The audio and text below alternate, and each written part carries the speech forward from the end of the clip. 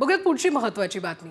तुम्ही माशांवर ताव मारण्याचा विचार करत असाल तर तुमच्या खिशाला फटका बसणार आहे, कारण कोकणात माशांचे दर दुपटीने वाढलेत। एरवी 500 ते 600 रुपये किलोने मिळणारं पापलेट आता 1200 रुपये किलो दराने मिळतंय, तर सुरमई आणि कोळंबीने भाव खाल्लाय। सुरमई 1200 तर ते 1300 रुपये किलो, तर कोळंबी आता 500 ते 600 रुपये किलोने मिळते। पर्यटकांच्या विक्रमी संख्येमुळे कोकणात माशांचे दर दुपटीने वाढलेत आणि त्यामुळे हॉटेल व्यवसाय मात्र आता तेजीत आहे।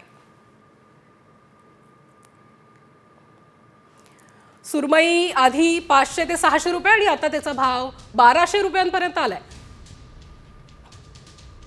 पापलेट आधी 600 रुपये दर किलो मध्ये आणि आता 1200 रुपये। मोरी आणि मुशी आधी 400 रुपये तर आता दर किलो 800 रुपयापर्यंत। मासे महागल्याचं बघायला मिळतंय। कोळंबी दर किलो मध्ये आधी 200 ते 300 रुपये, मात्र आता 400 ते 500 रुपयांपर्यंत आले। तर बांगड्याचा भाव आधी 300 रुपये होता, आता 500 ते 600 रुपये बांगड्यासाठी मोजावे लागणार आहेत।